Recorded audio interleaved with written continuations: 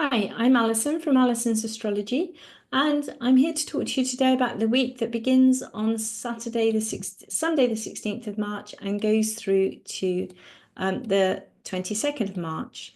So we're just coming out now of hang on a sec. Yep, just coming out of the eclipse. So I hope you haven't been knocked sideways by that. Um, and of course, we're in a Venus and Mercury double retrograde, which is unusual. And it's, I can't remember how many years, I did look it up since it happened in Aries. Um, but I hope you're able to use this retrograde to take a bit of time out and reflect on your values, reflect on your relationships, and to edit stuff maybe to check small print, and also um just to rest really, because when things go retrograde, it's saying that actually, this is just a time to just withdraw a little bit and reflect on what's happening and how you're going to go forward. So do take this time. That's what the astrology is telling us essentially. And the first significant aspect this week is the Sun joining the North Node at 27 degrees Pisces. So I'm going to show you that on the chart. I think it's quite interesting to just have a look and see how the chart looks there. Yeah, so there we are, Sun and the North Node together. That's on Monday the 17th at 27 Pisces. So this will put a spotlight on the Pisces themes, of course. The North Node's always a destiny point, and when the Sun joins it, that kind of amplifies that, if you like. And it's happening late Monday evening, and it's putting a spotlight on these Pisces themes of imagination, feeling, compassion, spirituality. So this is a good time to meditate if that's your bag.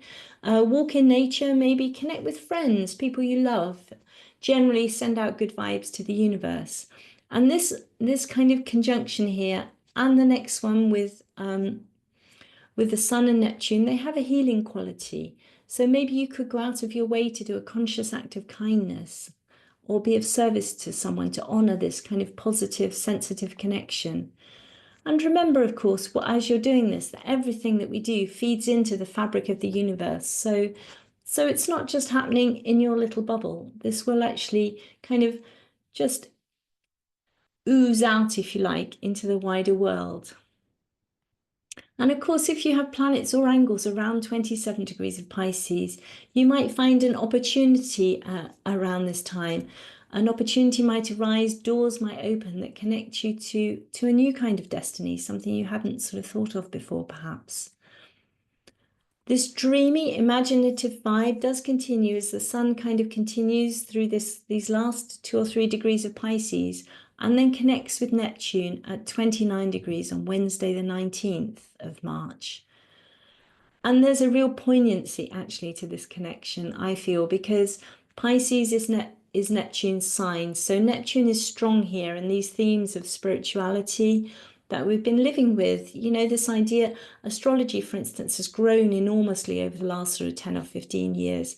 These themes of connecting into something wider, something bigger than us.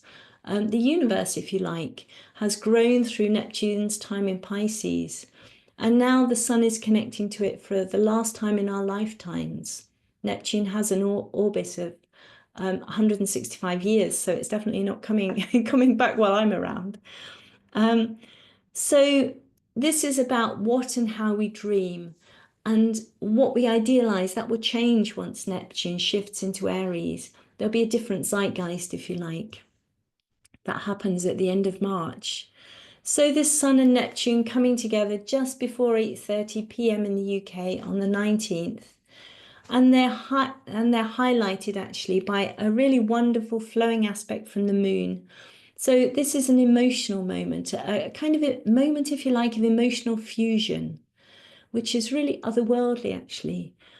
So especially if you have planets or angles at 29 degrees of water or earth signs, this could be a moment when your faith in the universe is restored. So listening to music, watching the sunset, just being with someone you love could all be things for this moment actually. And it has truly healing energy. So if you are also engaged in spiritual healing of any kind, this is definitely a time for channeling that divine spark. And there's a sense here, as I said, of an ending. We're making way for a new beginning. Neptune moving into Aries, one of the big shifts that's happening this year. So just enjoy that time. And then we're moving on then to the spring equinox, the 20th of March at 9:02. So 2 minutes past 9 in the UK, and the sun shifts into bold, brave Aries, and the spring has sprung.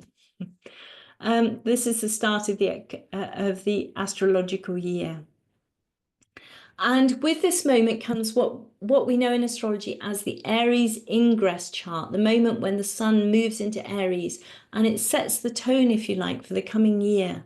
Although it is modified by the charts of the solstice and the autumn equinox at the beginning of each new season.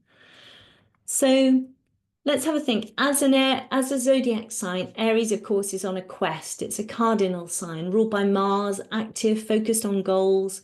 It's a sign of the hero. There's something quite youthful and naive almost about this sign.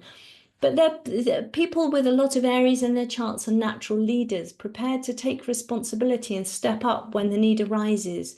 They need challenge in their lives. With Aries people, there's no time for that negotiation or equivocation of Libra, and patience isn't a strong point. They make decisions and off they go, riding out, with their sword aloft. But there's an exuberance to this sign, which simply has a faith in life itself, which is really actually quite good to be around. Like the spring, things shooting up into life. And at the spring equinox, on the spring equinox chart, let's have a look at that now. So just moving forward here to the spring equinox, that was the sun joining there with Neptune. And then we're moving through to the spring equinox, the sun's into Aries. We've still got this double retrograde, of course. But we've got the moon in Sagittarius, so another fire sign, adding to that fiery vibe. But the moon, of course, is unpredictable in Sagittarius. It's about the journey, not so much about the quest. Mars over here in Cancer, focused on family, focused on tribe, focused on protection, really. Protection of things it loves and cherishes. And Uranus up here being unpredictable in Taurus. Land, resources, finances, all those things are maybe a bit, all over the place this coming year. So nothing is really super stable. Taurus is that most stable of signs, and we've got this most unstable of planets in it. So there's a lot of changeability, I think. But also, these are our positive aspects here. So there's a chance that things and people could work together. Let's hope so, eh?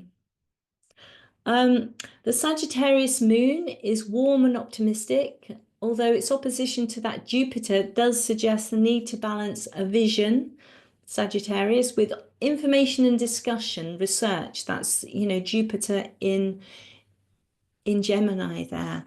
And this is a year, of course, perhaps for reflecting more than usual on our values, on what we want and how we're going to go forward with those retrogrades at the beginning of the season.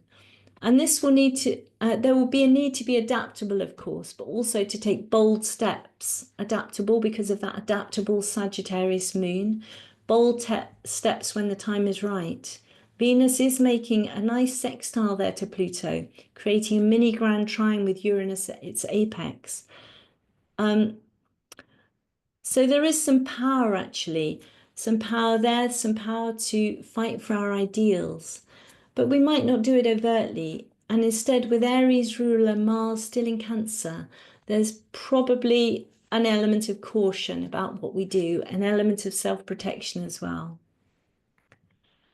So there we are, but there are positive aspects in this chart. So Saturn, is joined to Uranus in that positive way. I'm sorry, the mini grand trine actually is here. And there's just that nice sextile between Pluto and Venus, giving power to our values, power to what we want. So positives and negatives, not a lot of earth in the chart, however, though. So there could be a lack of stability and the need for us to be much more adaptable and prepared to change as we move through the year. So then finally on Saturday, that Sun conjoins the retrograde Venus. And let's just show how that happens. Oop. Did that happen? I went too far. Yeah, it's actually a few hours on, but it's joining Venus there. Yeah, because if I go to the next day, look, it's moved past it. So it's joining Venus there on the Saturday in the evening. And this is actually bringing focus onto our relationships, our values, and what we truly desire. And it may be a time then, the Sun always brings a kind of spotlight when we make a decision about something. But my feeling, however, would be to just hold it there if you can, not act until Venus actually turns direct in the middle of April. Just wait for a bit, just make sure it really is what you want, and, you know, don't act on that decision until April, if possible. So that's actually it for this week, and I hope you enjoyed it. Please hit like and subscribe. It's all appreciated. Thank you very much. And join me next week for the new moon solar eclipse and Venus coming back into Pisces actually as well. So more happening. It's a busy month. Okay, thanks very much.